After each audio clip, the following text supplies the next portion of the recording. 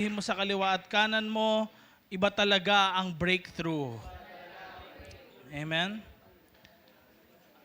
Kung wala po kayo nung hapon, I preach about from breaking to breakthrough. And alam niyo po, hindi nakagulat dahil ang breakthrough talaga, kung merong breakthrough, maraming breaking na nangyayari sa buhay ng bawat isa.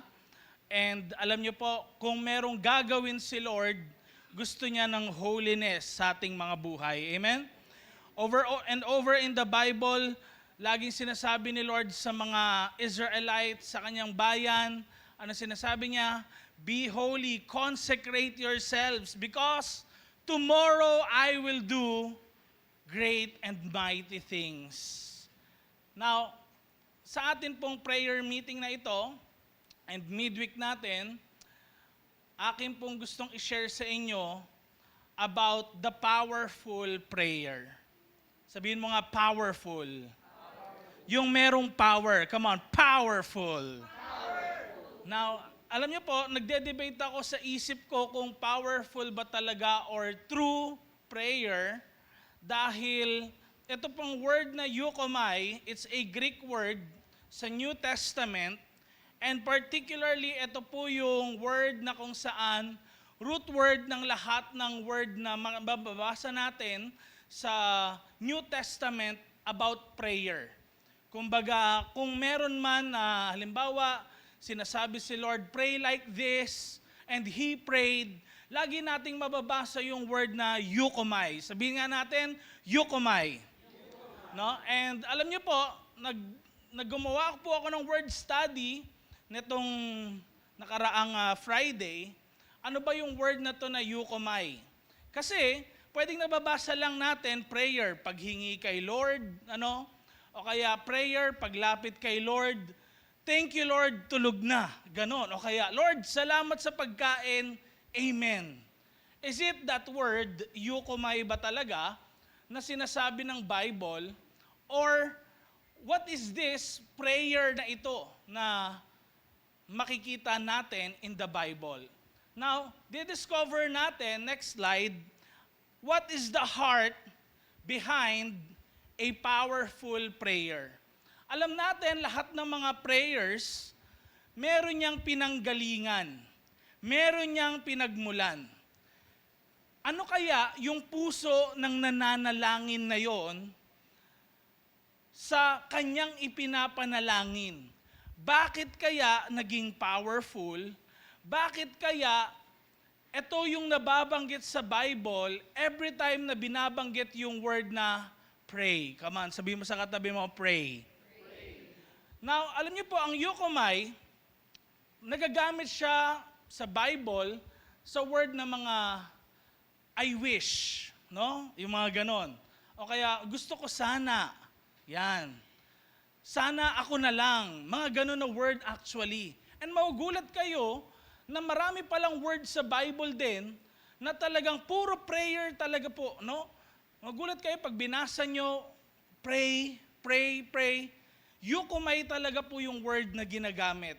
And nung sinearch ko siya, ano pa talagang meaning ng prayer na ito, bakit ito paulit-ulit ginagamit in the Bible, particularly sa New Testament, malalaman po natin, next slide, na ang eukomai pala means to long for deeply.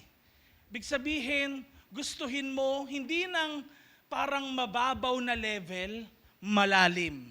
Come on, sabihin mo sa katabi mo, malalim. Kailangan hindi yung basta gusto mo lang, kailangan gustong gusto mo. Ano? And ito po yung prayer na kung saan sinasabi ni Jesus at ng mga apostles na dinedesire mo talaga matindi. Hindi yung parang okay lang kung hindi ibigay, okay ngayon pinag-pray ko, tapos sa next wala kasing answered prayer, ay iba na lang. No? Hindi ito yung prayer na kung saan hindi mo sinasa puso. Prayer ito na kung talagang prayer na hindi basta lumabas sa bibig, kung hindi prayer na nagmumula sa puso. It's praying with the heart. And alam niyo po, ito yung matinding yearning sa Bible Yung yearn, yun yung daing. No? Paano ba tayo dumadaing? Lord! Yan, ganyan, ano? Pero pwedeng hindi naririnig ng mga tao sa katabi mo. Pwedeng sa loob mo lang yun. Yung parang alam mo yun, may time din na wala ka nang masabing salita sa bigat ng nararamdaman mo, ng pinagdadaanan mo. Wala ka ng words na mabanggit and just pinupour out mo lang yung heart mo kay Lord. Alam niyo po, ito yung word na eukomai. Sabihin mo nga sa katabi mo, eukomai. Now, alam niyo po, etong word na particular na eukomai, lahat ng word na kung saan dinuktong dyan, talagang ito yung ibig sabihin niya. Ito yung pinaka-main meaning niya. Kasi mababasa niyo minsan, pros eukomai, pero mga ano lang yun, ibang adjective na related lang din sa prayer. But this time, 5 beses po kasi, next slide, na naisulat itong word na eukomai in the New Testament. Pero ito yung root ng lahat ng prayer na mababasa natin actually in the Bible. Particularly sa New Testament na yan. And the first meaning pala ng eukomai na yun, kung bakit siya powerful prayer, is a prayer daw po, number 1, that desires other people's freedom. Prayer na gusto mong makalaya yung ibang tao. Take note, hindi ito tungkol sa sarili mo. Sabihin mo sa katabi mo, hindi ito tungkol lang sa'yo, tungkol sa iba. Amen? Now, it's a prayer na kung saan dinedesire mo yung kalayaan para sa ibang tao. Alam niyo po, in the fiercest moment ng buhay ni Apostle Paul, ginamit niya po yung root word mismo na eukomai. Sabihin nga natin, eukomai. I believe kung kayo haharap sa life and death point ng buhay nyo, kung makukulong ka ba, mamamatay ka, I'm sure magiging maingat ka sa lahat ng sasabihin mo. Tama ba yon? And take note, in the book of Acts, chapter 26, si Apostle po ay humarap kay Haring Agripa. No? At ang sabi ni Haring Agripa kay Paul, akala mo ba, kaya mo akong gawing Christian ng ganun kabilis? And tingnan niyo po, sabi ni Paul, sumagot si Paul, ang sabi niya, sabay-sabay natin basahin, mabilis man o matagal, prayer ko sa Diyos na magaya po kayo sa akin.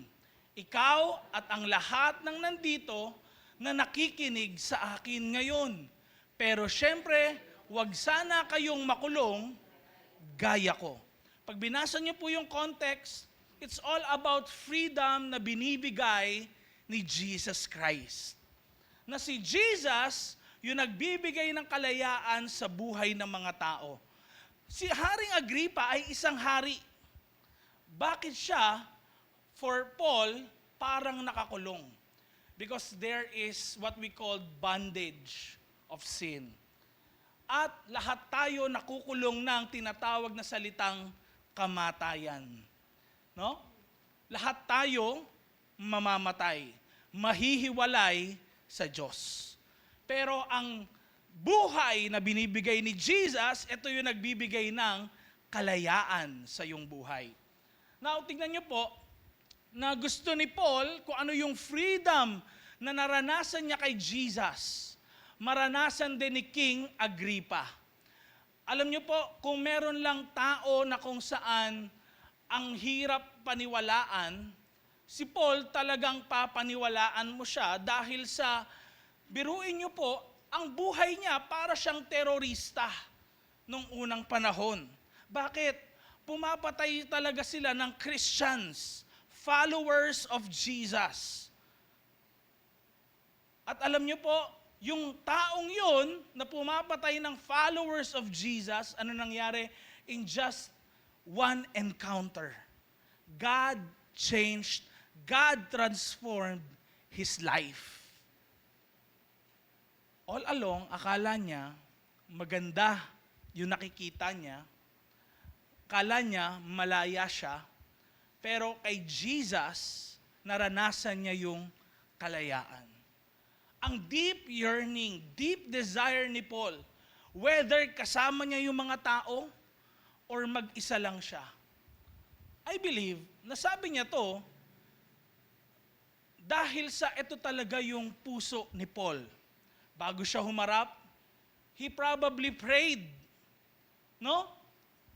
Kay Haring Agripa at sa lahat ng mga nakikinig nung time na yon. Mabilis man o matagal, prayer ko sa Diyos na ano daw sabi niya? Magaya kayo sa akin. Ano yon? Ako, nakalaya, kayo rin, makakalaya. Mga kapatid, ito pong klase ng prayer na ito, next slide, it is not selfish. Alam niyo yung madaling prayer, puro tungkol sa sarili mo. Tama? Kasi in prayer, yung naiisip mo lang lagi is what? Kailangan mo. Gusto mo. Pero alam niyo yung mahirap? Yung ipag-pray mo, yung pangailangan ng ibang tao. Naulit ko, ang mahirap, yung ipag-pray mo, yung pangailangan ng ibang tao. And I will show to you, baka nakalimutan natin, kung paano nga ba talaga manalangin. Si Jesus, on Matthew chapter 6, tinuruan niya yung mga disciples how to pray. Yung mga taong sumusunod sa kanya, a sermon on the mount. Thousands. Pero baka nakalimutan natin, paano nga daw mag-pray. Tignan nyo take note tignan nyo, maigi sa screen. Give us today our daily bread. Next, and forgive us our debts. Next, as we also have forgiven our debtors. And lead us not into temptation. Tingnan nyo yung mga word hindi ko pala na bold yung our. Give us, hindi sabihin, give me, give my family, hindi sinabing ganon.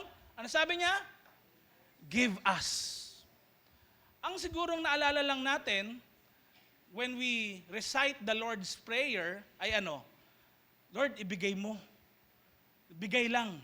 Pero hindi natin naalala, ibigay mo sa amin ang aming kakanin sa araw-araw. Nakita nyo ngayon? There's a different perspective pala. Bakit yung Yukomai sinabi na hindi siya selfish na prayer? And paano tinuruan ni Jesus? Yung prayer mo hindi dapat selfish. Amen? Tignan nyo pa yung next. And lead us, balik lang tayo, and lead us not into temptation, but deliver us from evil. Hindi ko po sinasabing mali kapag sinabi nyo yung me, kundi pinapaalala lang sa atin ni Jesus kung paano talaga manalangin. Dahil may kailangan tayo, pero isama mo rin yung ibang tao. Amen? Amen? May kausap ba ako ngayong gabi? Amen. Now, tignan nyo to, Hindi selfish yung tinutukoy ni Jesus. Okay lang ipanalangin mo sarili mo, pero wag mo makalimutan ipanalangin ang ibang tao. Next slide, please. Lalo na, ang Yukomai talaga pala, or that real prayer, ay merong evangelistic na puso. It is evangelistic at heart. Talagang ito yung kumikirot o kaya bumibigat yung puso mo sa mga tao na hindi pa nakakakilala kay Jesus. Kanina narinig ko yung mga panalangin ni Ate Arlene, ni Ate Eileen, ni Cams, di ba? Lord, kami na lumalapit sa iyo. Nakita nyo? It's not selfish Amen? Lord, ako, yung pangailangan ko. But kami. Lord, yung mga taong nangangailangan na ikaw ay makilala. It is evangelistic at heart.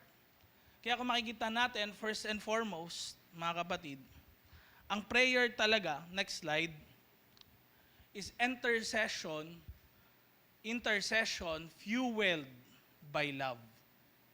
Hindi mo magagawang maipag-pray yung ibang tao, hindi mo magagawang maisama yung ibang tao sa prayer kung walang pag-ibig. Amen? Pangalawa, what is this Yukomai? Anong klaseng prayer ito? It's a prayer that is willing to sacrifice. Prayer to na handang o gustong magsakripisyo para sa iba. Alam niyo po, sa Romans chapter 9, verses 1 to 3, tignan niyo po ang sabi ni Paul sa mga Christians sa Rome. Sabay-sabay nga natin basahin. 1, 2, 3, go. Totoo ang sinasabi ko at hindi ako nagsisinungaling. Si Christ ang sinusunod ko at ginaguide ng Holy Spirit ang konsensya ko pag sinasabi kong sobrang lungkot ko at nasasaktan ang puso ko. Para sa sarili kong mga kababayan, ang mga Jews, sana ako na lang ang sumpain ng Diyos at mahiwalay kay Christ kapalit nila. Now, tingnan nyo, no? Si Paul, sometimes, di ba, parang may isip natin, hindi ba yan, pastor, yung curse na kukunin mo yung kasalanan ng iba, ganon, Actually, yung pinapakita ni Paul, it's a love na katulad ng kay Christ, na sacrificial type. Yung sinasabi niya dito na klase ng pag-ibig, it's actually a type na kung saan gustong siya na lang yung masaktan, wag lang yung mga taong mahal niya. And tignan niyo yung word na ginamit sa Tagalog, hindi siya wish, hindi siya prayer, kundi sana ako na lang. Actually, yan yung word na Yukomai. Ginagamit sa prayer, ginagamit sa, sabi, sana ako na lang. Ang hirap mag-pray ng gano'n, no? Tama? Tama? But si Paul yun, it's his own conscience pagharap sa Panginoon. Kaya tignan nyo, huwag nyo igagaya kagad si Paul sa sarili nyo. Okay? Kasi sabi niya sa verse 2, tignan nyo, sa verse 1, si Christ ang sinusunod ko at tignan nyo sabi, ginaguide ng Holy Spirit ang konsensya ko kapag sinasabi kong sobrang lungkot ko at nasasaktan ang puso ko. So, it's Him. Okay? Pero pinapakita lang ni Paul that prayer ultimately ay sacrificial. You cannot love without making a sacrifice. Amen? Kaya sabihin mo sa katabi mo, sacrifice, kapatid.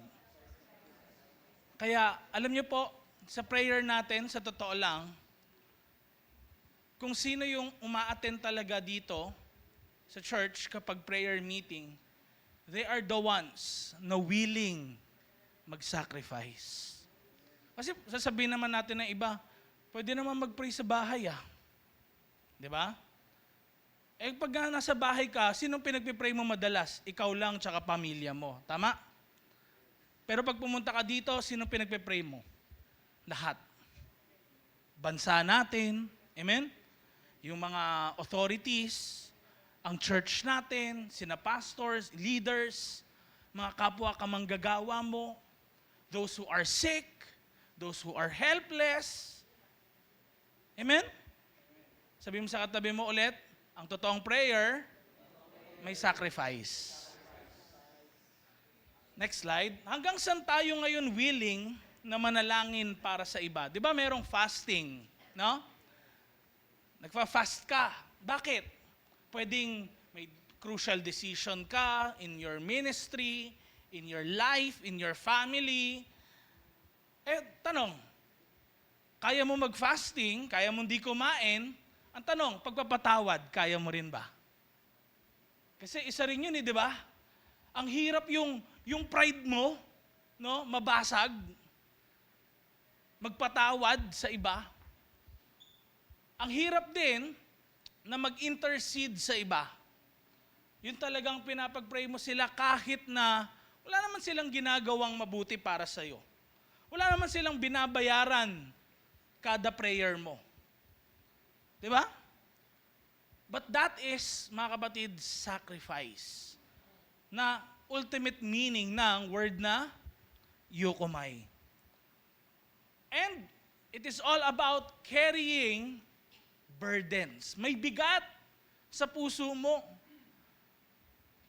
Alam niyo po, next slide, ang deep desire natin sa mga bagay na ito, deep desire natin na yung iba, gumanda yung buhay, kahit tayo mahirapan sa pagpe-pray, mapaos ka sa pagpe-pray, it's a deep desire that produces deep intercession. Magagawa mo ngayong ipag-pray yung ibang tao, hindi dahil sa mabuti sila sa'yo, kundi dahil sa yung prayer mo ay grounded in love. Anong proof? Kitang-kita ang sacrificial prayer. Amen? Next slide. Number 3, it's a prayer that wants holiness more than comfort. Nuulit ko po, prayer ito na gusto niya yung kabanalan kesa sa comfort. Bakit? Ano ba yung kabanalan, pastor? Ang kabanalan, it's called setting apart. Hindi ito yung normal. Kung yung iba, ginagawa nila yung mga gusto nila, holiness is different from that.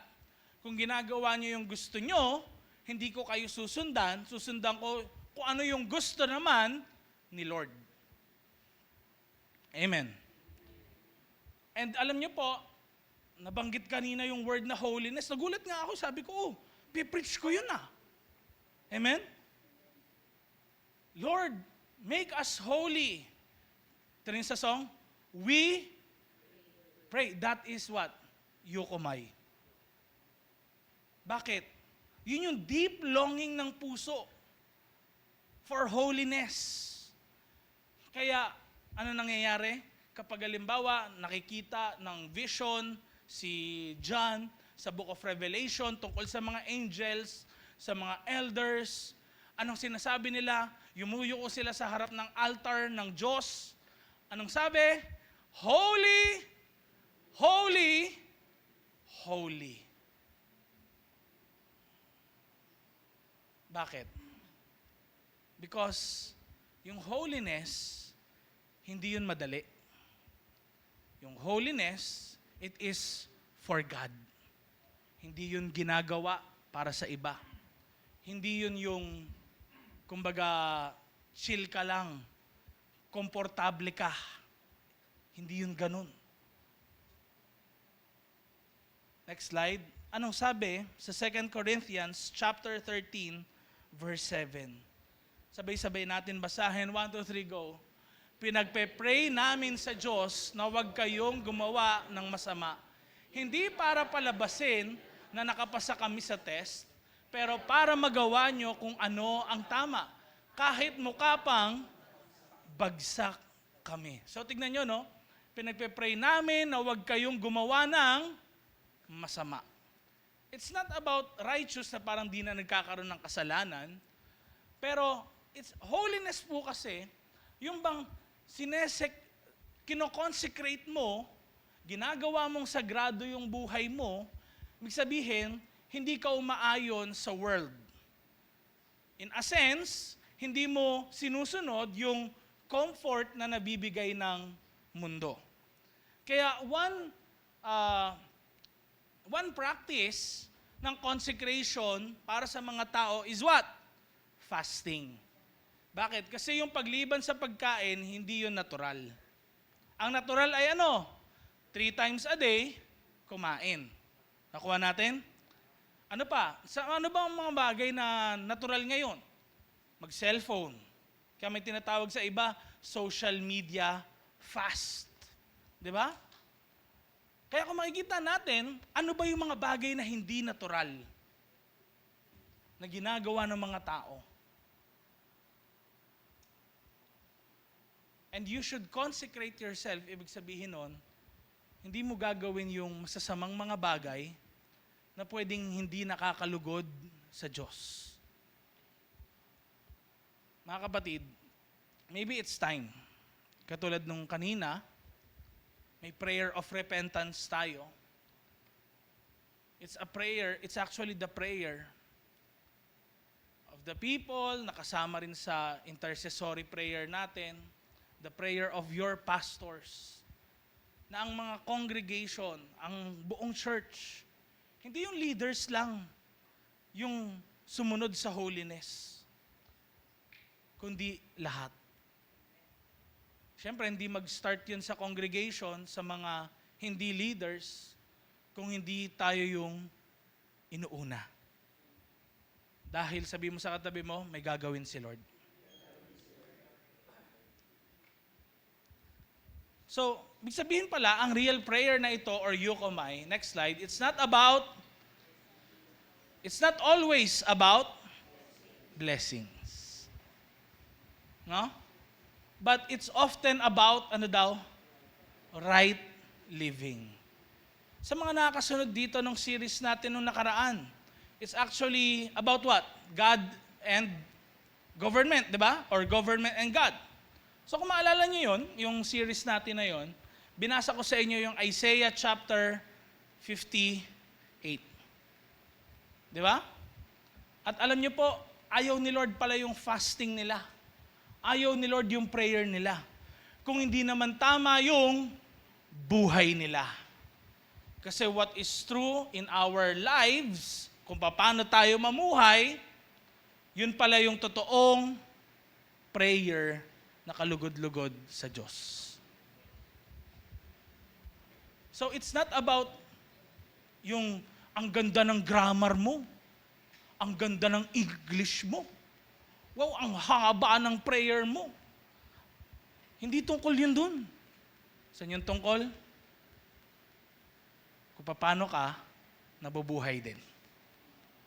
Right living. Amen? At i-reveal din ito, ano ba yung mga priorities mo? Bakit? Kung anong una mong papanalangin, for sure, yun yung priority mo. Next. Kaya, ang prayer natin, Lord, make us holy, not just happy. Kasi madali eh. Lord, pasayahin mo naman ako. Lord, bigyan mo naman ako ng ganito. Lord, makaranas ako ng ganito. Pero is it what God wants? Yun lang, to be happy? Tapos, holiness, ayaw mo? Gusto mo, happy lang, walang holy. Hindi pwede. Kailangan, be holy, for I am holy, sabi ni Lord. So kailangan, sundin mo, Lord, make us holy. Not just happy. Amen? Next slide. Number 4, second to the last natin, prayer that longs for spiritual growth. Alam niyo po, ang euchomai na ito ay tumutukoy sa pagpananalangin para lumago yung ibang mga tao. Lumago ang church. Lumago ka rin personally sa spiritual life mo din. Ano?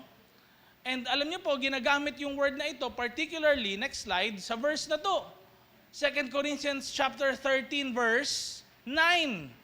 2 verses after verse 7. Anong sabi? Masaya naman kami kahit mahina kami. Basta, malakas naman kayo. Nakakaranas kasi si Paul, tsaka yung mga leaders noon, ng taggutom, wala silang makain, nakakaranas din sila ng napapagod sila sa ministry. Kaya tinan niyo sabi, pinagpe-pray namin, ano daw sabi niya? Ano daw sabi niya? Maging perfect kayo. So minsan, pag binabasa kasi natin nga yung Bible, perfect? Ano to? Maging walang kasalanan? Alam niyo po ba, pag sinerge niyo yung word mismo na perfect na yon, it's about growth. Maturity. Bakit? Ang fetus ba, matured na? Hindi pa. Ang baby ba matured na? Kailangan lumago. Nagets? Okay? So parang perfect maturity, yun yung ano niya. Kumbaga, able to do kung ano yung inentrust sa kanya ni Lord. No? Yun yung perfect na yun. Kaya halimbawa, itong pagkain o yung hayop na ito, it's perfect for halimbawa yung pagdadala ng mga gamit. Halimbawa, kabayo. It's perfect for that dahil bakit? Matured na, malakas na yung muscles, strong na siya para gawin yung trabaho. Nagigets natin? So, ang gusto ni Lord, para sa atin, gusto ni Paul, sa mga mananampalataya ng time na yun, ano daw? Pinagpe-pray namin maging perfect. Ano yung perfect? Spiritual growth and maturity. Amen? Next slide. Kaya, ang real prayer na ito, na Yukomai, will build, develop, and mature believers. Kaya, alam niyo po, kaya may mga bago-bago tayong ina-assign sa prayer. Bakit? Para ma-develop talaga. Isa rin yun. No? And yung prayer din na to, huwag yung aayawan. Bakit? Yung totoong prayer, it will help build you up para ma-form si Christ sa buhay mo. Kasi dati, hindi mo naman nagagawang mag-pray para sa iba, di ba? A sign of your maturity is you're learning to pray for others. Yung number 1, di ba? Ano yung number 2 natin? Ano yung number 2? It's sacrificial na prayer. Number 3 is what? Holiness. More than comfort. So nakikita nyo ngayon, no, na kung saan, itong second to the last natin na to, it's about forming Christ sa buhay ng isang tao para mag-mature talaga siya. Last but not the least, kita natin, it's a prayer that blesses others with God's best. Prayer ito na pinagpapala mo yung iba, hindi yung puro sarili mo lang. Okay? So kung manonotice nyo, it's a prayer na hindi puro towards sa sarili. It's a prayer actually for all of us. Hindi lang ako, kundi kayo. It's a prayer na hindi puro ako yung sentro. Lord, gusto ko to, kailangan ko nito. Ito sana gawin mo sa buhay ko. Ito sa ministry ko lang. Sa family ko lang.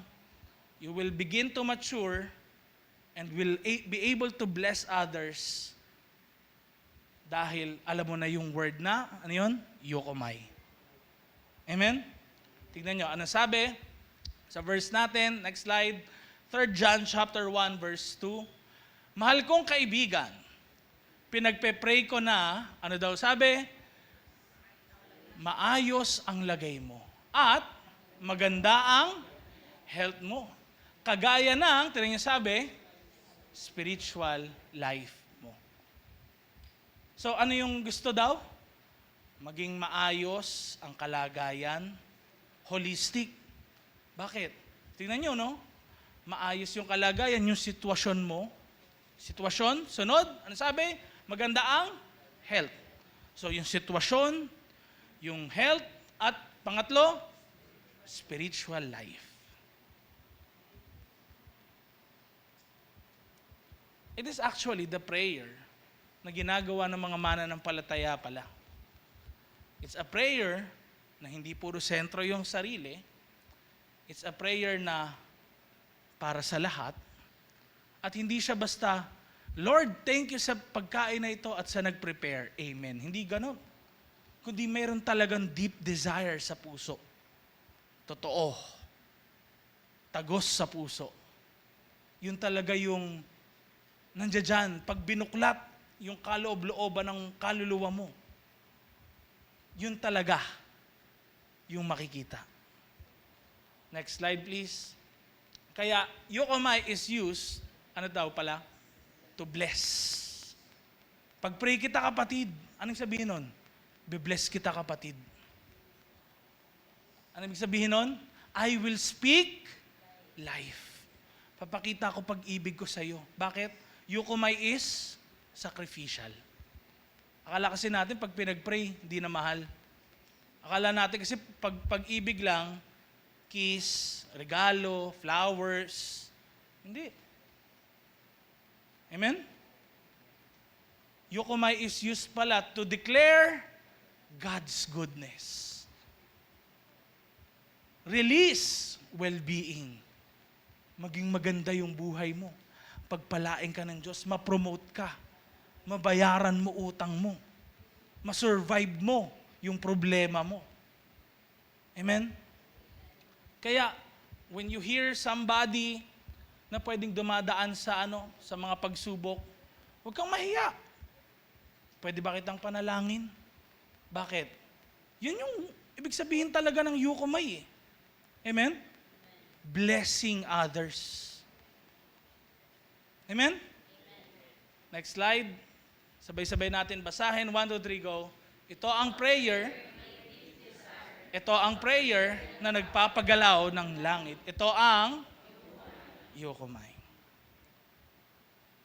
Tayo ay manalangin ngayon. Lord, salamat dahil niremind mo kami for what powerful prayer truly is.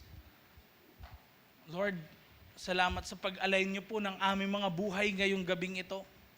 We believe, Lord, na may nangyayari talaga deep inside our hearts.